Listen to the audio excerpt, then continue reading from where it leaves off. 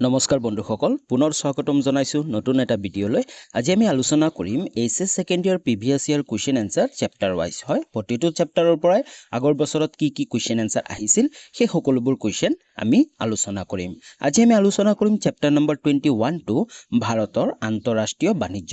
ইয়াৰ আগতে আমি চেপ্টাৰ 1 ৰ পৰা চেপ্টাৰ 20 লৈ ভিডিঅ অলৰেডি বনাইছো যদি তোমালোকে ভিডিঅবোৰ চোৱা নাই তেনেহলে ডেসক্ৰিপচনত যোৱা প্লেলিষ্টৰ লিংক থাকিব তোমালোকে প্ৰতিটো ভিডিঅ চাব পাৰিবা যদি প্ৰথমবাৰ চেনেলটোলৈ ভিজিট কৰিছা তেনেহলে চেনেলটো সাবস্ক্ৰাইব কৰি লবা আৰু লগতে বেল আইকনটো প্ৰেছ কৰি অল কৰি লবা তো আহা আজি আমি আৰম্ভ কৰো চেপ্টাৰ নম্বৰ 21 ভাৰতৰ আন্তঃৰাষ্ট্ৰীয় বাণিজ্য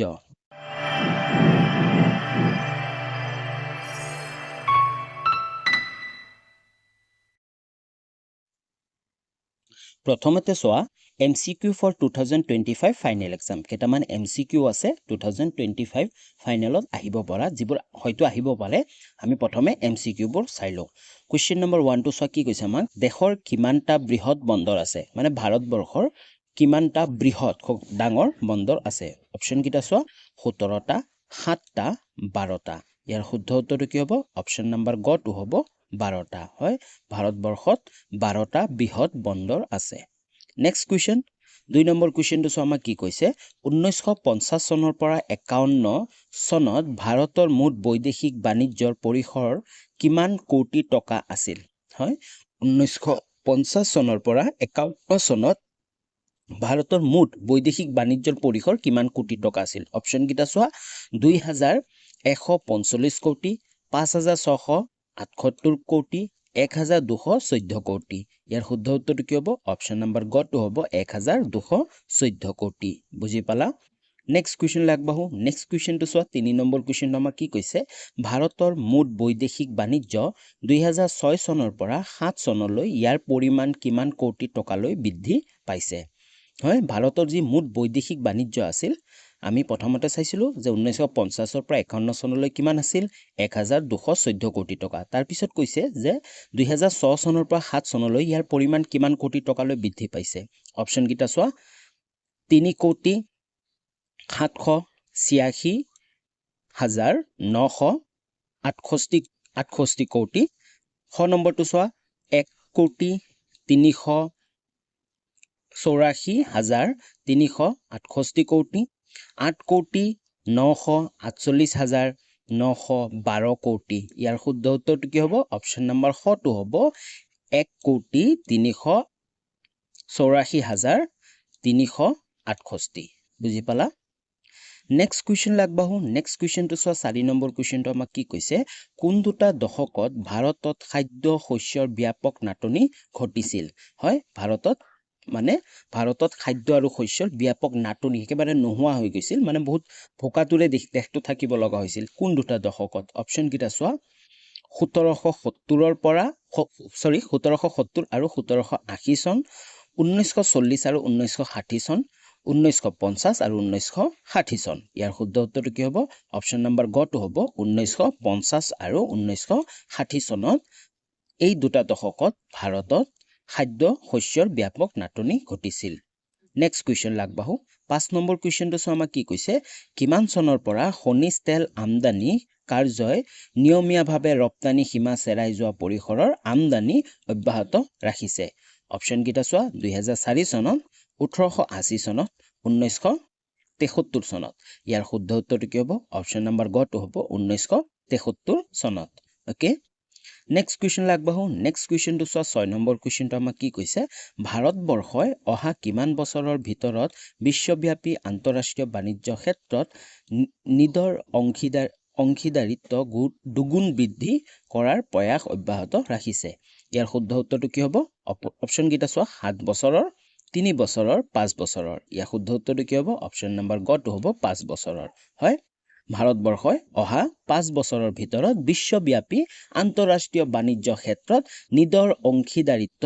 দুগুণ বৃদ্ধি কৰাৰ প্ৰয়াস অব্যাহত ৰাখিছে বুজি পালা নেক্সট কোৱেশ্চনটো সোৱা 7 নম্বৰ কোৱেশ্চনটো আমাক কি কৈছে ভাৰতৰ মুঠ আমদানিৰ কিমান শতাংশই এছিয়া আৰু অষ্ট্ৰেলিয়াৰ পৰা অহা হয় ভাৰতৰ যিমান মুঠ আমদানি হয় কিমান শতাংশই এছিয়া আৰু অষ্ট্ৰেলিয়াৰ পৰা অহা অপচন কিটা সোৱা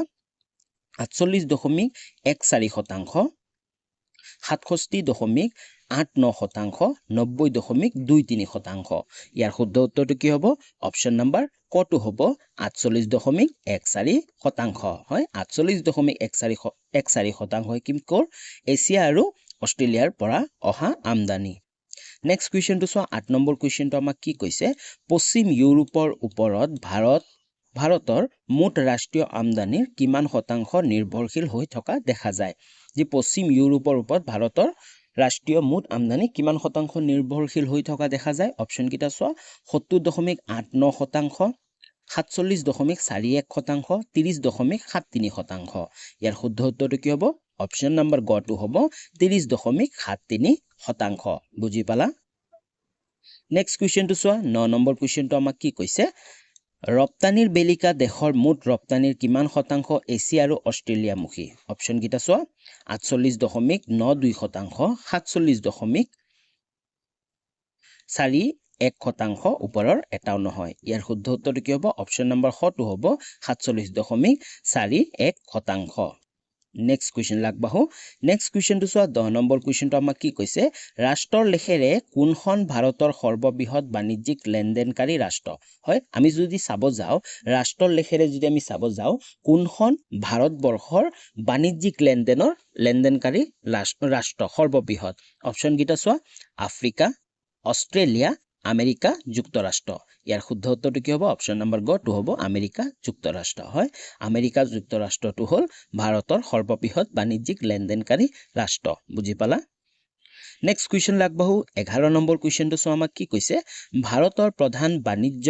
সহযোগী ৰাষ্ট্ৰ কেইখন ভাৰতৰ প্ৰধান বাণিজ্য সহযোগী ৰাষ্ট্ৰ কেইখন আমাক নাম্বাৰ ক'ব দিছে অপচন কিটা চোৱা 15খন 20খন 12খন ইয়াৰ শুদ্ধ উত্তৰটো কি হ'ব অপচন নম্বৰ গ টো হ'ব 12খন হয় 12খন ভাৰতৰ প্ৰধান বাণিজ্য সহযোগী ৰাষ্ট্ৰ নেক্সট কুৱেশ্যনটো চোৱা 12 নম্বৰ কুৱেশ্যনটো আমাক কি কৈছে ভাৰতৰ উপকূল অৱস্থানত কিমানটা বৃহৎ বন্দৰ আছে হয় ভাৰতৰ উপকূল অৱস্থানত কিমানটা বৃহৎ বন্দৰ আছে অপচন কিটা চোৱা 17টা 5টা 12টা ইয়াৰ শুদ্ধ উত্তৰটো কি হ'ব অপচন নম্বৰ গ টো হ'ব 12টা ওকে নেক্সট কুৱেশ্যন 13 নম্বৰ কুৱেশ্যনটো চোৱা আমাক কি কৈছে ভাৰতৰ উপকূল অৱস্থানত কিমানটা ক্ষুদ্ৰ আৰু মজলীয়া আকাৰৰ বন্দৰ আছে মানে মজলীয়া হ'ব এইটো মজলীয়া হৈ আছে মজলীয়া আকাৰৰ বন্দৰ আছে হয় ভাৰতৰ যি উপকূল অঞ্চলবোৰ সাগৰৰ ওচৰত থকা অঞ্চলবোৰ উপকূল অঞ্চল বুলি কোৱা হয় হয় উপকূল অঞ্চল অৱস্থানত কিমানটা ক্ষুদ্ৰ আৰু মজলীয়া আকাৰৰ বন্দৰ আছে অপচন কিটা চোৱা 400টা 200টা 500টা ইয়াৰ শুদ্ধ উত্তৰটো কি হ'ব অপচন নম্বৰ খ টো হ'ব 200টা মনত ৰাখিবা ভাৰতৰ উপকূল অৱস্থানত কিমানটা ক্ষুদ্ৰ আৰু মজলীয়া আকাৰৰ বন্দৰ আছে 200টা ওকে নেক্সট কুৱেশ্যন লাগবাহু 14 নম্বৰ কুৱেশ্যনটো চোৱা আমাক কি কৈছে ভাৰতৰ সৰু ডাঙৰ বেছিভাগ বন্দৰে কোনটো উপকূলত অৱস্থিত হয় ভাৰতৰ বেছিভাগ সৰু বা ডাঙৰে হওক বেছিভাগ বন্দৰে কোনটো উপকূলত অৱস্থিত অপচনটো চোৱা উত্তৰ উপকূলত নে পশ্চিম উপকূলত আৰু ওপৰৰ এটাও নহয় ইয়াৰ শুদ্ধ উত্তৰটো কি হ'ব অপচন নম্বৰ খ টো হ'ব পশ্চিম উপকূলত নেক্সট কুৱেশ্যনটো লৈ চোৱা নেক্সট কুৱেশ্যনটো 15 নম্বৰটো আমাক কি কৈছে আধুনিক সাঁচৰ প্ৰতিটো বন্দৰে বিগত কিমান বছৰৰ ভিতৰত ব্ৰিটিছ ঔপনিৱেশীয় আৰ্হিৰে পুনৰ গঠন হোৱা বুলিয়ে ক'ব পাৰি অপচন কিটা চোৱা 500 বছৰ 900 বছৰ 300 বছৰ ইয়াৰ শুদ্ধ উত্তৰটো কি হ'ব অপচন নম্বৰ গ টো হ'ব 300 বছৰ হয় আধুনিক সাঁচৰ প্ৰতিটো বন্দৰে বিগত কিমান বছৰৰ ভিতৰত ব্ৰিটিছ ঔপনিৱেশীয় আৰ্হিৰে পুনৰ গঠন হোৱা বুলিয়ে ক'ব পাৰি অপচনটো কি হ'ব 300 বছৰ নেক্সট কুৱেশ্যনটো চোৱা 16 নম্বৰ কুৱেশ্যনটো আমাক কি কৈছে ভাৰতৰ সৰ্বমুঠ 12টা বৃহৎ বন্দৰেদি কাৰ্যত দেশৰ কিমান শতাংশ সামুদ্ৰিক যাতায়াত সম্পাদন হোৱা দেখা যায় হয় যি 12টা বৃহৎ বন্দৰ আছে সেই 12টা বৃহৎ বন্দৰেদি যে সামুদ্ৰিক যাতায়াত ব্যৱস্থা আছে তে কিমান শতাংশ সম্পাদন হোৱা দেখা যায় অপচন কিটা চোৱা 50 শতাংশ 75 শতাংশ 60 শতাংশ ইয়াৰ শুদ্ধ উত্তৰটো কি হ'ব অপচন নম্বৰ খ টো হ'ব 75 শতাংশ বুজি পালা যে বৃহৎ 12টা বন্দৰ আছে 12টা বন্দৰ দি 75 শতাংশ সামুদ্ৰিক যাতায়াত সম্পাদন হোৱা দেখা যায় নেক্সট কুৱেশ্যন লাগবাহু নেক্সট কুৱেশ্যনটো চোৱা 17 নম্বৰ কুৱেশ্যনটো আমাক কি কৈছে তলৰ কোনটো এচিড বৰষুণৰ কাৰণ হয় এচিড বৰষুণৰ কাৰণ কোনটো হ'ব পাৰে অপশ্যন কেইটা চাওক শব্দ প্ৰদূষণ বায়ু প্ৰদূষণ মাটি প্ৰদূষণ ইয়াৰ শুদ্ধ উত্তৰটো কি হ'ব অপশ্যন নম্বৰ টো হ'ব বায়ু প্ৰদূষণ হয় যদি বায়ু প্ৰদূষণ হয় বায়ুমণ্ডল যদি প্ৰদূষণ হয় তেনেহ'লে যি ক্লাউডবোৰ হয় ডাৱৰবোৰ হ'ব সেই ডাৱৰবোৰত কি হ'ব বিভিন্ন ধৰণৰ বিষাক্ত যিবোৰ কেমিকেল আছে সেইবোৰ মিক্স হ'ব হয় আৰু হোৱাৰ ফলত কি হ'ব এচিড বৰষুণ সৃষ্টি হ'ব নেক্সট কুৱেশ্যন আগবাঢ়ো নেক্সট কুৱেশ্যনটো চোৱা 18 নম্বৰ কুৱেশ্যনটো আমাক কি কৈছে এছিয়াৰ বৃহত্তম বস্তি অঞ্চলটোৰ নাম কি অপশ্যন কেইটা চোৱা পানী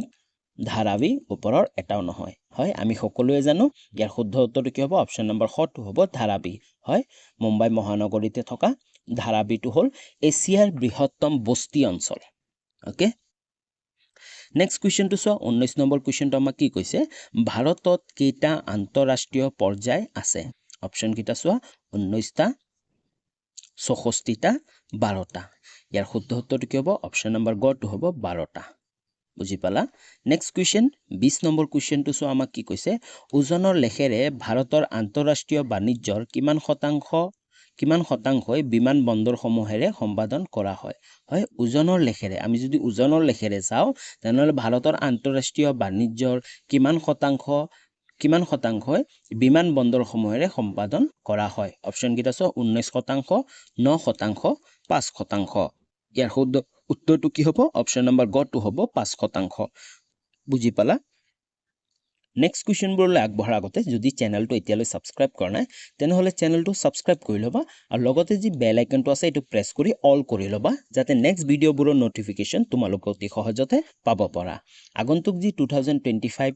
এইচএছ ফাইনেল এক্সাম আছে তাৰ কাৰণে তোমালোকে স্পেচিয়েলি জিঅ'গ্ৰাফি ছাবজেক্টটোৰ কাৰণে এই চেনেলটোত কিছুমান বিশেষ সুবিধা পাবা সেই সুবিধাবোৰ হ'ল ক্লাছ 12 জিঅ'গ্ৰাফি সলিউশ্যন 2025 কাৰণে জিঅ'গ্ৰাফি কমপ্লিট সলিউশ্যন পাবা অলৰেডি মই বহুতকেইটা চেপ্টাৰৰ ভিডিঅ' অলৰেডি আপলোড কৰিলোঁ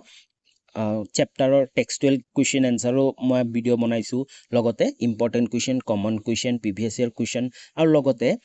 আগৰ বছৰৰ কুৱেশ্যন পেপাৰৰ ভিডিঅ' বনাইছোঁ যদি তোমালোকে চোৱা নাই ডেছক্ৰিপশ্যনৰ গোটেইবোৰ লিংক পাই যাবা তোমালোকে চাব পাৰিবা লগতে previous year question paper with solution আগৰ বছৰ যিমানবোৰ কুৱেশ্যন পেপাৰ আছিল তোমালোকে কমেণ্ট কৰিও জনাব পাৰা যে কোন ইয়াৰৰ কুৱেশ্যন এনচাৰ মই ডিছকাছ কৰিম তোমালোকে কমেণ্ট কৰিবা যিটো কমেণ্ট বেছি আহে মই সেইটো ইয়াৰৰ কুৱেশ্যন এনচাৰ ভিডিঅ' লৈ আহিম তাৰ লগতে previous year question paper chapter wise প্ৰতিটো চেপ্টাৰ পৰাই যোনটো মই ভিডিঅ' বনাই আছোঁ প্ৰতিটো চেপ্টাৰ পৰাই আগৰ বছৰত কি কুৱেশ্যন আহিছিল এই সকলোবোৰ আলোচনা কৰিম লগতে যদি তোমালোকে বিচৰা যে এই ভিডিঅ'টো মই বনাই থকা পিডিএফটো তোমালোকে ডাউনলোড কৰিব যদি বিচৰা তেনেহ'লে তোমালোকে পিডিএফটো ডাউনলোডো কৰিব পাৰিবা কেনেকৈ কৰিবা available on my Telegram channel ডেছক্ৰিপশ্যনত মোৰ টেলিগ্ৰাম চেনেলৰ লিংক আছে তোমালোকে টেলিগ্ৰাম চেনেল জইন হৈ তাৰ পৰা পিডিএফসমূহ ডাউনলোড কৰিব পাৰিবা ওকে তো এতিয়ালৈ যদি চেনেলটো ছাবস্ক্ৰাইব কৰা নাই তেনেহ'লে চেনেলটো ছাবস্ক্ৰাইব কৰা বেল আইকনটো প্ৰেছ কৰি অল কৰিবা আৰু তোমালোকৰ বন্ধু বান্ধৱীলৈকেও ভিডিঅ'টো শ্বেয়াৰ কৰিবা নেক্সট কুৱেশ্যন আগবাঢ়ো নেক্সট কুৱেশ্যনবোৰ হ'ল প্ৰিভিয়াছ ইয়াৰ কুৱেশ্যন এনচাৰ হয় আগৰ বছৰত অহা কুৱেশ্যন এনচাৰবোৰ প্ৰথম কুৱেশ্যনটো চোৱা আমাক কি কৈছে ভাৰতবৰ্ষৰ সৰ্বাধিক বৈদেশিক বাণিজ্য চলাচল হয় ডেছ হয় মানে কিহেৰে চলাচল হয় এই কুৱেশ্যনটো 2013 চনত আহিছিল আমি অপশ্যন কেইটা চাই লওঁ অপশ্যন 1 টো কি কৈছে স্থল আৰু আকাশী পথেৰে অপশ্যন 2 টো কি কৈছে স্থল আৰু জলভাগেৰে জল আৰু আকাশী পথেৰে জলপথেৰে হা ভাৰতবৰ্ষৰ সৰ্বাধিক বৈদেশিক যি বাণিজ্য চলাচল কেনেকৈ হয় শুদ্ধ উত্তৰটো কি হ'ব অপশ্যন নম্বৰ 3 টো হ'ব জল আৰু আকাশী পথেৰে বুজি পালা অপশ্যন 3 টো বেছিভাগ বৈদেশিক বাণিজ্য আছে জলভাগ আৰু আকাশী পথেৰে হয় নেক্সট কুৱেশ্যন আগবাঢ়ো নেক্সট কুৱেশ্যনটো চোৱা আমাক কি কৈছে ভাৰতবৰ্ষৰ আন্তৰ্জাতিক বাণিজ্যৰ মুখ্য বৈশিষ্ট্য কি 2012 চনত এই কুৱেশ্যনটো আহিছিল ভাৰতবৰ্ষৰ যি আন্তৰ্জাতিক বাণিজ্য আছে সেই বাণিজ্যৰ মুখ্য বৈশিষ্ট্য কি উত্তৰটো চোৱা ভাৰতবৰ্ষৰ আন্তৰ্জাতিক বাণিজ্যৰ ক্ষেত্ৰত ৰপ্তানিৰ তুলনাত আমদানিৰ পৰিমাণ যথেষ্ট বেছি বৈশিষ্ট্যটো কি ভাৰতৰ যি আন্তৰ্জাতিক বাণিজ্যৰ ক্ষেত্ৰত কি হয় ৰপ্তানিৰ তুলনাত আমদানিৰ পৰিমাণ যথেষ্ট বেছি ওকে নেক্সট কুৱেশ্যনটো চোৱা নেক্সট কুৱেশ্যনটো আমাক কি কৈছে বন্দৰ আৰু পোতাশ্ৰয়ৰ পাৰ্থক্য কি 2016 চনত এই কুৱেশ্যনটো আহিছিল এতিয়া বন্দৰ কাক কোৱা হয় আৰু পোতাশ্ৰয় কাক কোৱা হয় ইয়াৰ মাজত পাৰ্থক্যটো আমাক লিখিব দিছে চোৱা বন্দৰসমূহত নানাবিধ সা সামগ্ৰী আৰু মানুহ জাহাজত উঠা নমা কৰে বন্দৰ কাক বুলি কোৱা হয় বন্দৰবোৰ হ'ল আচলতে য'ত জাহাজ ৰৈ থাকিব হয়নে তাত নানাবিধ সা সামগ্ৰী আৰু মানুহ উঠা নামা কৰি এটা ঠাইৰ পৰা আন ঠাইলৈ যায় তাক কি বুলি কোৱা হ'ব বন্দৰ আনহাতে পোতাশ্ৰয়সমূহত যাত্ৰী আৰু সা সামগ্ৰী উঠা নমা কৰাৰ উপৰিও সাগৰীয়া জাহাজবোৰ দীৰ্ঘ দিনৰ বাবে ৰখা হয় আনহাতে পোতাশ্ৰয় কোনবোৰ হয় য'ত যাত্ৰীও যাব সা সামগ্ৰীও যাব তাৰ উপৰিও জাহাজবোৰ যে আছে জাহাজবোৰ দীৰ্ঘ দিনৰ বাবে তাতে ৰখাই থোৱা হয় মানে জাহাজৰ ষ্টেচন বুলি কোৱা হ'ব বুজি পাইছা তাক কি বুলি কোৱা হয় পোতাশ্ৰয় বুলি কোৱা হয় বুজি পালা নেক্সট কুৱেশ্যন আগবাঢ়ো নেক্সট কুৱেশ্যনটো আমাক কি কৈছে সামুদ্ৰিক বন্দৰসমূহ কেনেকৈ আন্তৰ্জাতিক বাণিজ্যৰ প্ৰৱেশ দ্বাৰ হয় 2016 চনত এই কুৱেশ্যনটো আহিছিল যে সামুদ্ৰিক বন্দৰসমূহ আছে এই বন্দৰসমূহ কেনেকৈ আন্তৰ্জাতিক বাণিজ্যৰ প্ৰৱেশ দ্বাৰ হয় কেনেকৈ হয় এই বন্দৰবোৰ আন্তৰ্জাতিক বাণিজ্যৰ প্ৰৱেশ দ্বাৰ উত্তৰটো চাও উত্তৰটো পঢ়িলে তোমালোকে গোটেইখিনি বুজি পাই যাবা চোৱা ভাৰতৰ অধিকাংশ আন্তঃৰাষ্ট্ৰীয় বাণিজ্যিক লেনদেন সমুদ্ৰ পথ আৰু বিমান পথেৰে সম্পাদন হয় আমি সকলোৱে জানো ভাৰতৰ বেছিভাগ আন্তৰ্জাতিক বাণিজ্য কেনেকৈ সম্পাদন হয় সামুদ্ৰিক পথেৰে আৰু বিমান পথেৰে তাৰপিছত চোৱা পাকিস্তান নেপাল ভূটান আৰু বাংলাদেশৰ লগত অতিশয় নগণ্য পৰিমাণৰ বাণিজ্যহে স্থলপথেৰে সম্পাদন হয় অধিক কম হে কি স্থলপথেৰে সম্পাদন হয় গতিকে পৃথিৱীৰ বাকীবোৰ দেশৰ লগত বৈদেশিক লেনদেনৰ বেলিকা ভাৰতে ঘাইকৈ দেশৰ মূল ভূভাগৰ 6100 কিলোমিটাৰ দীঘল উপকূল ৰেখাৰ ওপৰত অৱস্থিত বিভিন্ন বন্দৰগাহৰ সুবিধা গ্ৰহণ কৰে হয় যি ওচৰ চুবুৰীয়া ৰাজ্যবোৰ দেশবোৰ আছে পাকিস্তান হওক নেপাল হওক ভূটান হওক বাংলাদেশ হওক তাৰ লগত কি স্থলপথেৰে হয়নে কিন্তু তাৰ বাহিৰে যি বাকীবোৰ দেশ আছে বেলেগ বেলেগ দেশ আছে বেলেগ বেলেগ দেশৰ লগত কি হয় যি 6100 কিলোমিটাৰ দীঘল উপকূল অঞ্চল আছে ভাৰতৰ সেই তাৰ ওপৰত থকা বিভিন্ন বন্দৰগাহৰ ওপৰত ডিপেণ্ডেণ্ট হয় বা বন্দৰগাহৰ সুবিধা গ্ৰহণ কৰে ভাৰতবৰ্ষই তাৰপিছত চোৱা কি কৈছে ভাৰতৰ উপকূল অৱস্থানত 12টা বৃহৎ বন্দৰৰ উপৰিও প্ৰায় 200টা ক্ষুদ্ৰ আৰু মজলীয়া আকাৰৰ বন্দৰ আছে হয় ভাৰতৰ এই উপকূলীয় অঞ্চলত 12টা বৃহৎ বন্দৰৰ উপৰিও প্ৰায় 200টা ক্ষুদ্ৰ আৰু মজলীয়া আকাৰৰ বন্দৰ আছে আমি কুৱেশ্যনটোও পাইছিলোঁ হয় তাৰপিছত চোৱা ভাৰতৰ উপকূল অৱস্থানত বন্দৰ গঢ়ি উঠাৰ পৰম্পৰা প্ৰাক ঐতিহাসিক গীতে আৰম্ভ হৈছে নেক্সট কি কৈছে প্ৰাচীন কালৰে পৰা এই ভাৰতৰ উপকূলত ভালেমান বন্দৰ গঢ়ি উঠিছিল যদিও আধুনিক নাচৰ প্ৰতিটো বন্দৰে বিগত 300 বছৰৰ ভিতৰত ব্ৰিটিছ ঔপনিৱেশীয় আৰ্হিৰে পুনৰ গঠন হোৱা বুলিয়ে ক'ব পাৰি তাৰপিছত চোৱা ব্ৰিটিছসকলে ভাৰতৰ বন্দৰসমূহক ইহঁতৰ নিজ নিজ প্ৰচ্ছয় ভূমি লেখৰ সম্পদ সংগ্ৰহ কেন্দ্ৰৰূপে গঢ়ি তুলিছিল হয় ইংৰাজসকলে য'ত যি পাইছিল য'ত যি সম্পদসমূহ পাইছিল তাৰ এই সম্পদসমূহ তেওঁলোকে বিদেশলৈ আমদানি ৰপ্তানি কৰাৰ কাৰণে বন্দৰসমূহ গঢ়ি তুলিছিল সেয়েহে প্ৰতিটো প্ৰধান বন্দৰৰ পৰা বৃক্ষৰূপী মাৰ্হিৰ ৰেল পথৰ সম্প্ৰসাৰণ ঘটোৱা হয় আৰু কি হয় এই বন্দৰবোৰৰ লগত ৰেল পথৰো যি সম্প্ৰসাৰণ ঘটোৱা হৈছিল যাতে ৰেল দি ডাইৰেক্ট ক'ত নিব পাৰে বন্দৰসমূহত নিব পাৰে বন্দৰসমূহৰ পৰা বিদেশলৈ লৈ যাব পাৰে তাৰপিছত চোৱা ভাৰতৰ সৰ্বমুঠ 12টা বৃহৎ বন্দৰেদি কাৰ্যত দেশৰ 75% সামুদ্ৰিক যাতায়াত সম্পাদন হোৱা দেখা যায় হয় দেশৰ 75% এইটো দেশৰ হ'ব দেশৰ 75% যি সামুদ্ৰিক যাতায়াত সম্পাদন হয় বুজি পালা এই বন্দৰসমূহেদি এনে স্থলত এনেবোৰ বন্দৰৰ প্ৰকাৰ্য পৰিসৰ বৃদ্ধি পাইছে তাৰ কাৰণে এই যিবোৰ বন্দৰবোৰ আছে তাৰ গুৰুত্ব অধিক বৃদ্ধি হৈছে হয় ভাৰতৰ আন্তৰ্জাতিক বাণিজ্যৰ কাৰণে তাৰপিছত চোৱা ওপৰৰ আলোচনাৰ পৰা দেখা যায় যে ঐতিহাসিক কালৰ পৰাই বৰ্তমান সময়লৈকে ভাৰতৰ আন্তৰ্জাতিক বাণিজ্যসমূহ সমুদ্ৰ পথেৰে সম্পাদন হৈ আহিছে ওপৰৰ এই কথাখিনিৰ পৰা আমি কি গম পালো যি ঐতিহাসিক পুৰণি কালৰ পৰাই বৰ্তমান সময়লৈকে ভাৰতৰ যি আন্তৰ্জাতিক বাণিজ্যসমূহ আছে সমুদ্ৰ পথেৰে কি হৈছে সম্পাদন হৈ আহিছে সেয়েহে সামুদ্ৰিক বন্দৰসমূহক আন্তঃৰাষ্ট্ৰীয় বাণিজ্যৰ প্ৰৱেশদ্বাৰ বুলি কোৱা হয় তো তাৰ কাৰণে যি সামুদ্ৰিক বন্দৰসমূহ কি বুলি কোৱা হ'ব আন্তঃৰাষ্ট্ৰীয় বাণিজ্যৰ প্ৰৱেশদ্বাৰ সেইটোৱে হ'ল মেইন দ্বাৰ বুজি পাইছা তো আশা কৰোঁ তোমালোকে বুজি পালা কুৱেশ্যনটো হয় সামুদ্ৰিক বন্দৰসমূহ কেনেকৈ আন্তৰ্জাতিক বাণিজ্যৰ প্ৰৱেশদ্বাৰ তোমালোকে বুজি কেনে তোমালোকে নিজৰ মতেদি লিখিব পাৰিবা ওকে নেক্সট কুৱেশ্যন লাগবাহো নেক্সট কুৱেশ্যনটো চোৱা আমাক কি কৈছে ভাৰতৰ পূব উপকূলত অৱস্থিত বন্দৰসমূহৰ বিষয়ে এটি টোকা লিখা 2014 চনত আহিছিল এনেধৰণৰ তোমালোকৰ কুৱেশ্যন আহিব এইটো চেপ্টাৰৰ পৰা ভাৰতৰ বিভিন্ন বন্দৰসমূহৰ বিষয়ে লিখিব আহিব আৰু পূব উপকূল বা পশ্চিম উপকূলৰ কথা লিখিব আহিব আমাক এইটো কুৱেশ্যন কি কৈছে ভাৰতৰ পূব উপকূলত অৱস্থিত বন্দৰসমূহৰ বিষয়ে এটি টোকা লিখা ওকে আমি উত্তৰটো পঢ়ো ভাৰতৰ পূব উপকূলত অৱস্থিত বন্দৰসমূহৰ বিষয়ে তলত আলোচনা কৰা হ'ল আমি প্ৰতিটো বন্দৰৰ বিষয়ে লিখিম ওকে ক নম্বৰত চোৱা কি লিখিছো টুটিকোৰিন হয় এইটো এটা বন্দৰ হয় টুটিকোৰিন উত্তৰটো চোৱা চেন্নাই বন্দৰত কামৰ হেঁচা পাতলবৰ বাবে এই বন্দৰ গঢ়ি তোলা হৈছে হয় এই বন্দৰটো কিয় গঢ়ি তোলা হৈছে চেন্নাইৰ বন্দৰটোৰ যি কামৰ হেঁচা অভাৰ হৈ গৈছে তাৰ কাৰণে এই বন্দৰটো গঢ়ি তোলা হৈছে কয়লা খোৱা তেল ৰাসায়নিক সাৰ আৰু পেট্ৰলজাত সামগ্ৰী আদি এই বন্দৰটোৰ প্ৰধান আমদানি সামগ্ৰীৰ ভিতৰত পৰে হয় এই বন্দৰটোৰ প্ৰধান আমদানি সামগ্ৰী কিবোৰ কয়লা খোৱা তেল ৰাসায়নিক সাৰ আৰু পেট্ৰলজাত সামগ্ৰী আনহাতে ৰপ্তানি সামগ্ৰী কিবোৰ ভিতৰত চেনি নিমখ খাদ্য শস্য নাৰিকলৰ তেল আৰু মছলা আদিয়ে প্ৰধান ওকে নেক্সট হোৱা খ নম্বৰ বন্দৰটো কি হ'ল চেন্নাই ভাৰতৰ অন্যতম পুৰণি সুবৃহৎ বন্দৰ চেন্নাই হয় 1859 চনত ইয়াৰ কৃত্ৰিম পোতাশ্ৰয় নিৰ্মাণ কৰা হয় উপকূলীয় জলৰাশি তৰাং হোৱাৰ কাৰণে এই বন্দৰত সুবৃহৎ জাহাজৰ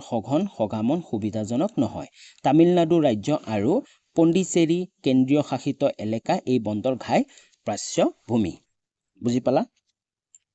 নেক্সট চোৱা আমি গ নম্বৰটো কি কৈছে আমাক এন্নুৰ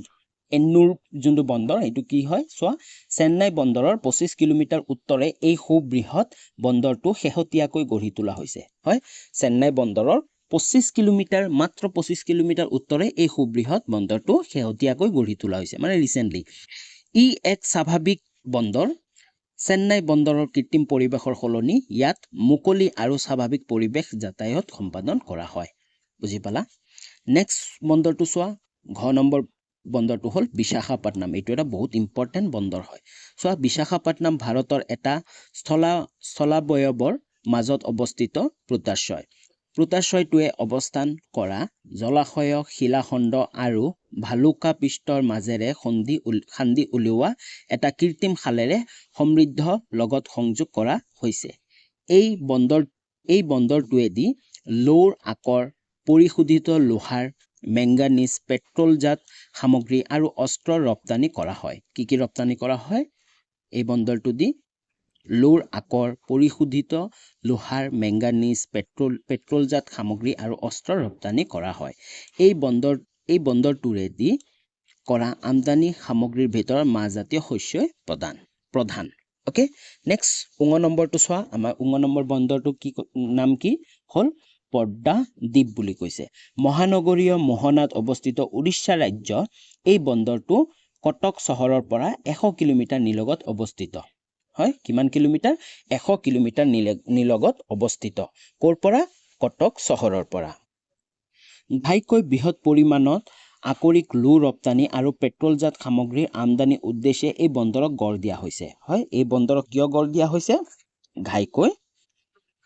বৃহৎ পৰিমাণৰ আকৰিক লো ৰপ্তানি আৰু পেট্ৰলজাত সামগ্ৰীৰ আমদানিৰ উদ্দেশ্যে এই বন্দৰটো গঢ় দিয়া হৈছে গৃহ ৰাজ্য উৰিষ্যাৰ লগতে ছত্তীশগড় আৰু ঝাৰখণ্ড ৰাজ্য এই বন্দৰৰ পাৰ্শ্বভূমিৰ ভিতৰত পৰে বুজি পালা নেক্সট চোৱা